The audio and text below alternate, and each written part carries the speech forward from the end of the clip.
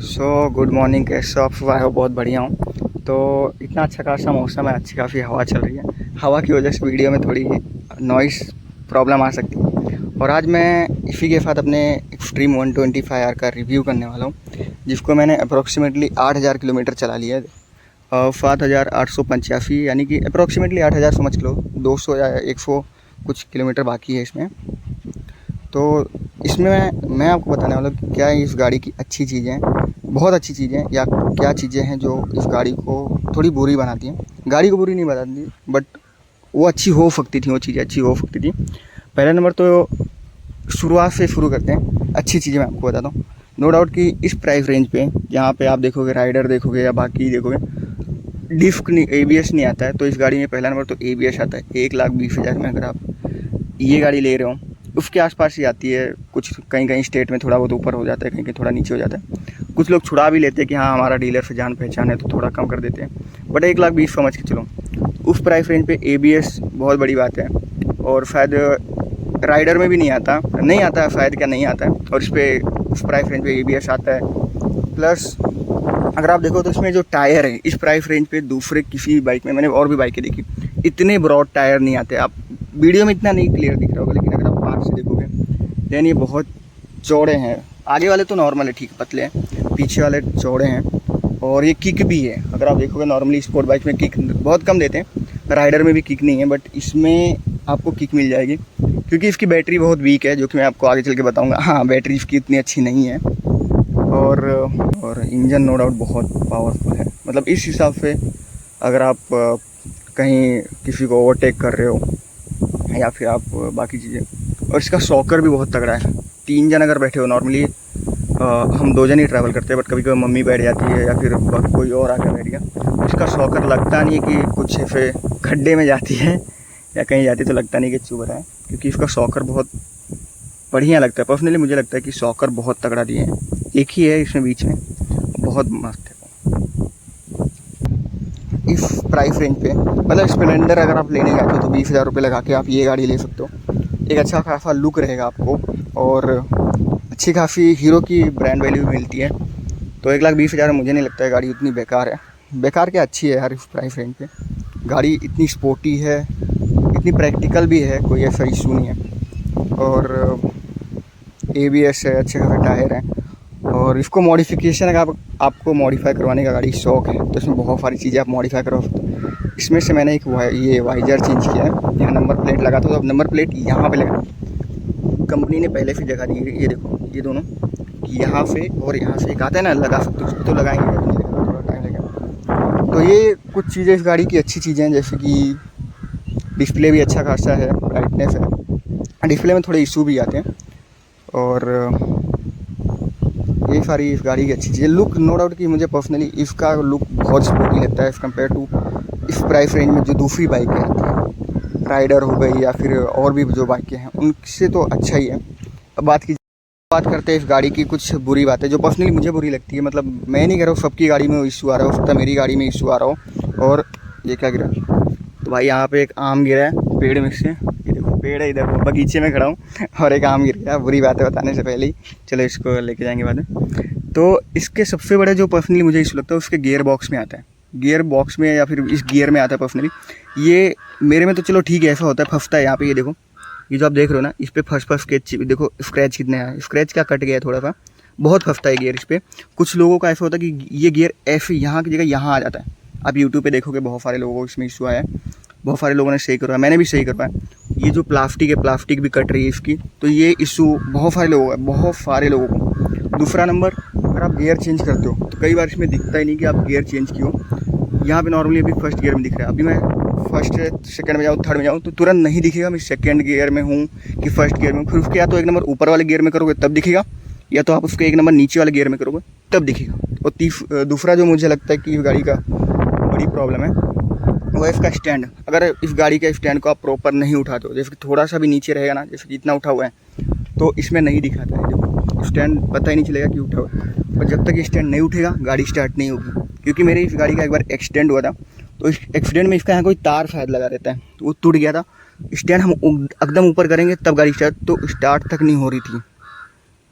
मतलब गाड़ी स्टार्ट होगी ही नहीं जब तक ये स्टैंड प्रॉपर, वो तो ऐसे नॉर्मली सारी गाड़ियों में होता है, बट ये इशू है, इसमें इशू है। ये देखो अभी भी नहीं दिखा रहा है, गाड़ी का स्टैंड ऊपर किया हमने बट नहीं दिखा रहा है। इसको आप जब तक आप पूरा ऊपर नहीं करोगे गाड़ी स्टार्ट नहीं होती है। तो ये दूसरा इशू है। तीसरा नंबर मुझे इसकी बैटरी में लगता है मेजर इशू की मैं बात करूँ।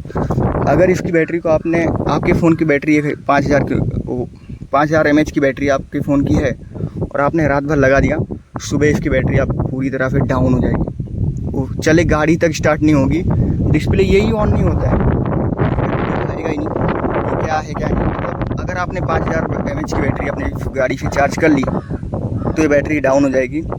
फिर इसको आपको किक मार के चालू करना पड़ेगा। और किक पर्सनली मुझे लग रहा है कि अच्छा है, क्योंकि मेरे दोस्त के पास एक राइडर है जिसमें किक नहीं दिए हुए हैं, तो वो बंदा क्या करता है धक्का मारता है कुछ दूर तक, पहले गाड़ी किसी ऊंची जगह पे लेके जाएगा, ऊंची जगह से गाड़ी नीचे करेगा, तब उसकी TVS की जो राइडर है वो स्टार्ट होती है। पर इसमें किक दिया हुआ है तो पर्सनली मुझे लगता है कि चलो थोड़ा अच्छा काम किया। बट ये किक बहुत ज़्यादा हार्ड बहुत ज़्यादा दबती नहीं है, बोलते हैं जैसे बुलेट में रहती है उससे उसके जितना तो नहीं है पुरानी वाली, बट बहुत टाइट, बहुत ज़्यादा टाइट है ये। तो ये मुझे थोड़ा इशू लगता है बैटरी का। ये किक तो अच्छा किया कि तुम किक दियो, बट बैटरी का मुझे इशू लगता है। दूसरा नंबर है गाड़ी पे स्क्रैच और डेंट बहुत ज़्यादा आते हैं। देखो पेंट बहुत ईजीली उतर रहा है सब जगहों का, और इस पर ये देखो बहुत जल्दी इस पर जंग पकड़ रहा है, बहुत बहुत ज़्यादा जगहों पे जंग पकड़ रहा है, यहाँ पे पकड़ रहा है। और तो ये मेजर इशू लगते हैं जो मुझे इस गाड़ी के हैं।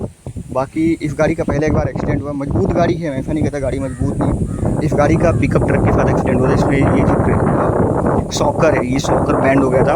मतलब पिकअप ट्रक के साथ एक्सीडेंट हुआ, फिर भी ना ये टूटा ना ये टूटा, कुछ नहीं टूटा, ये भी नहीं टूटा था, ये बैंड हो गया। हाँ ये टूट गया था, ये नीचे का टूट गया था थोड़ा, ये टूट गया था, ये टूट गया था, ये टूट गया था, और इस पर थोड़ा स्क्रैच आया था।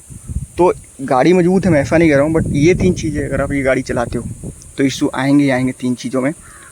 पहला नंबर कि इसकी बैटरी, आप फ़ोन चार्ज मत करो इसकी बैटरी से, बहुत जल्दी डाउन हो जाएगी। दूसरा नंबर इसके गियर में इशू आता है, इसके स्टैंड में इशू आता है, और डिस्प्ले में थोड़े बहुत इशूज़ हैं। आपके पास पेपर है, कोई डॉक्यूमेंट है जिसको आप रखना चाहते हो, तो इसमें बहुत कम जगह है कि आप गाड़ी के पेपर रख लो या फिर कुछ भी करो। तो ऐसी कोई जगह नहीं, जैसे हीरो स्प्लेंडर हो गई या फिर राइडर हो गई, TVS की राइडर हो गई, जिसमें यहाँ पे थोड़ी जगह है।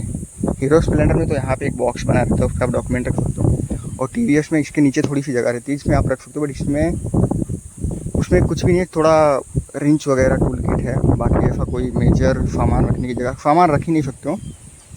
और बात रही इसकी माइलेज की, तो लोग बोलते हैं इसको भाई ये 60 की माइलेज देती है, 50 की माइलेज। मैं इसमें पावर पेट्रोल डलवाता हूँ, ज़्यादातर पावर पेट्रोल डलवाता हूँ, और ये मुझे 46-48 की जेन्युइन माइलेज देती है। कहीं भी चलाओ, रोड पे चलाओ या ऑफ रोड पे चलाओ, 46 से लेकर के 48 तक की माइलेज देती है, उसके ऊपर नहीं जाती है। बहुत अगर आप रोड पे भगा रहे हो, हाईवे पे भगा रहे हो तो भले देगी, वरना नहीं देती।